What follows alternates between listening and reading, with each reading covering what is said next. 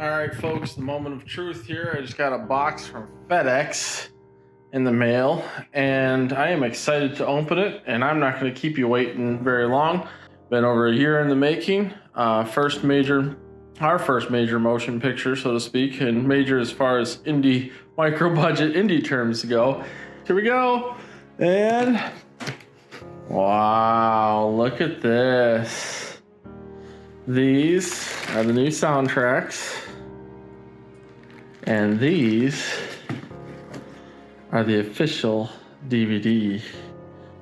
I wanted to do a feature film, and I felt in late 21 after surviving COVID that was the time to do it. Because when you get second chances, sometimes you don't even get a third, so you better take that second chance.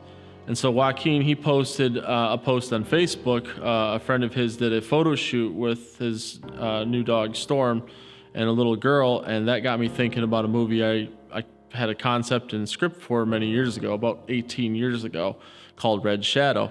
And Red Shadow was a horror film.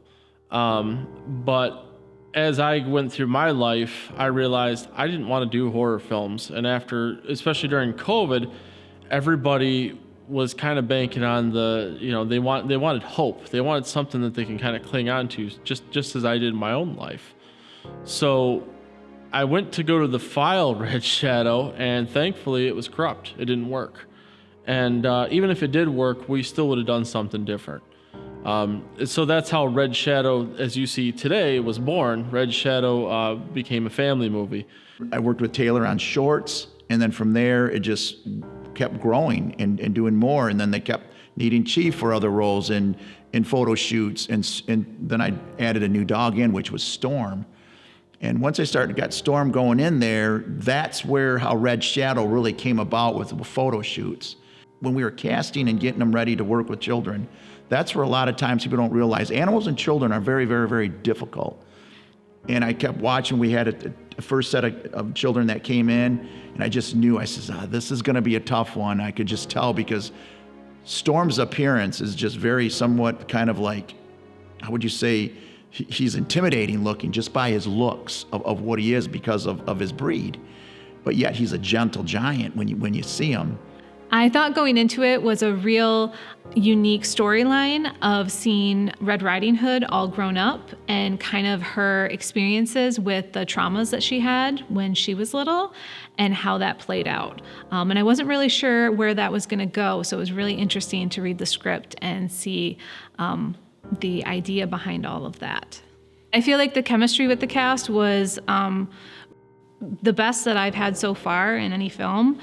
We just all really were creative with each other and played on and off screen really well. One of my biggest challenges of the movie was probably understanding the different emotional sides of Red. She went through a real big journey between the beginning of the film to the end, and she has a different interaction with each character that is in her life. You know, she acts differently with Liam, she acts differently with Abby, and those are different emotions that had to come out.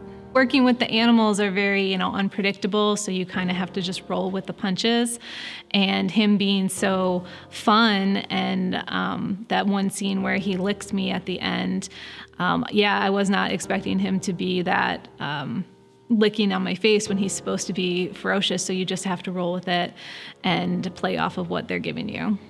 So as an amateur actor, Josie was really awesome. She was fantastic.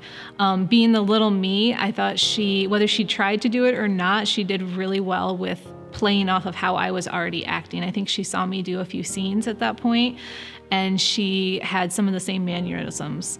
And that was really awesome to see that she was already using that. Throughout the process, I felt like I was on an adventure. And it really was one of those things that I'm not gonna call it once in a lifetime because I'm looking forward to doing more projects like that now. Like once you get the movie bug, I think it bites you and you catch it forever. But it's one of those things that just got under my skin in the right way. And I wanna do more and more with it. I had been in movies in the background playing the extra or, filling in.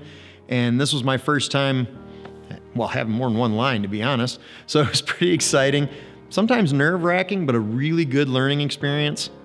My first scene was in the middle of the movie, and I had practiced the scenes up to that, and when they said what the first scene was, I was like, oh, let me go get my script. So my favorite part of the movie is the last scene.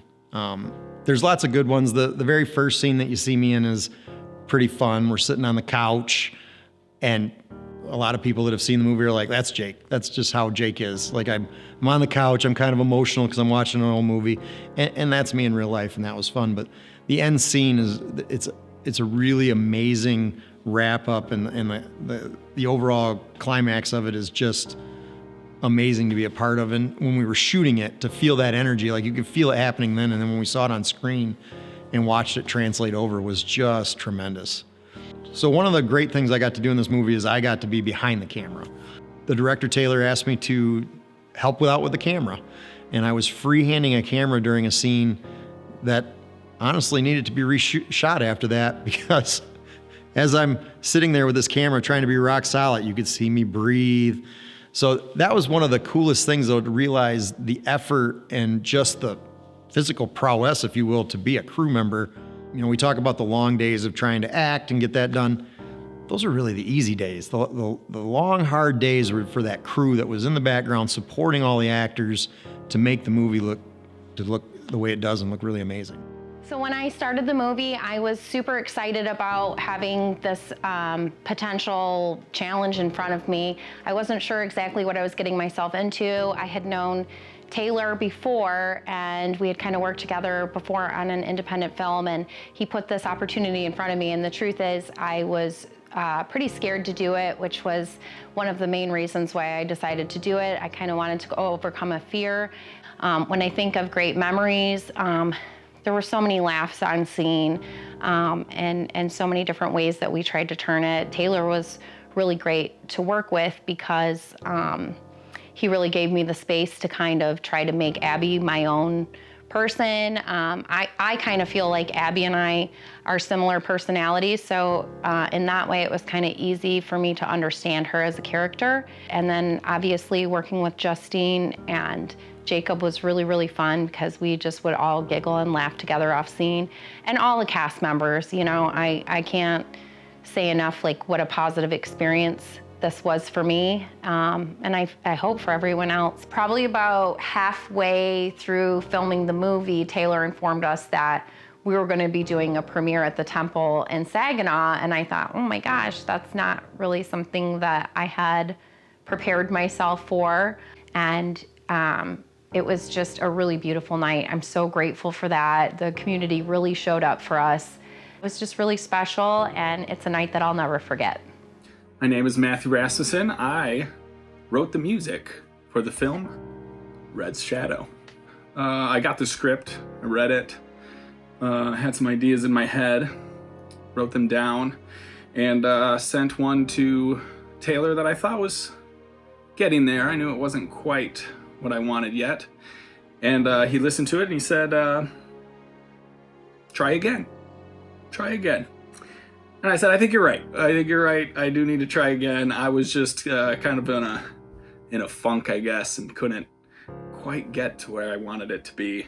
And he agreed. I think part of me wanted him to be like, oh yeah, that's fantastic. We should just use that, even though in my heart I knew that we weren't there yet. So kudos to Taylor for always pushing me to do my best and tell the story through the music. I had a lot of late nights. A lot of the time I would start writing at about midnight and work for 2 to 3 hours and then go to bed and hope that I didn't just lose 3 hours of sleep for nothing. But I always had candy. Candy kept me going. You can always tell at my desk if I have a project that I'm working on right now, because there's either candy or there's not candy. Right now there's no candy, and that means I'm not doing any projects. So that helped me keep going. Since this is my first time, I felt like I gotta write 73 minutes of music. How am I gonna do that and keep it interesting and fresh and new? And a lot of times, Taylor came and said, you don't have to reinvent the wheel here. You have a good theme. just expand on the theme. Put that back in there, change the instrumentation, change the tempo, add a few notes here and there, whatever you need to do. Don't reinvent the wheel every scene. And that was very helpful. This is a dream job. Writing music for movies is something I've always wanted to do, and Taylor has made that dream a reality. And I feel blessed to be a part of it, and I feel proud. I feel proud of the outcome of what we've done. And when I say we, I mean the entire cast and crew, what we've accomplished, putting our best foot forward. I have to say I'm very proud and happy to be able to, and an honor to be able to be part of this. And hopefully we were able to set a bar out there in the indie film to not only let them know that, hey, it's out there. You can do it. You just can't be afraid to do it. And we stepped out of the boat on this one. And like I said, it was a blast to be able to do that. I'm very thankful for Joaquin, Tom, and Vicky. I look forward for the future to come and independent filmmaking. And ultimately, I'm looking to help inspire and change lives through what we do. And yeah, I hope you chase your dreams and visions as well. Hi, this is Taylor with Good Harbor Blue and my co-producer, Joaquin Guerrero. And we just got done actually shooting the very end of the movie. The last of the part of the movie, finally. Yes, in a very beautiful location. Yes. See, that's why I'm working. And Yeah, he had to throw me back in a suit, so get me all going. So. There's Tom with his flash Yeah, again. Tom with the flash. No, we're very thankful to everybody who's been a part of this, down to the people who's working with us directly, our camera people, our sound people, our photographer like Tom and Vicky Cox, and our consultant Alex Alexandru, and you know what? Yeah. The list goes on. The community has just come out for the support of this movie is just incredible. Very thankful for the Saginaw area and the Greater Bay region. And if you don't believe us, the entire community, and most of them are right behind you. So check it out. Thank you everybody very much. Thank you everybody. Thank you. Appreciate it. Thank you. Oh, yeah.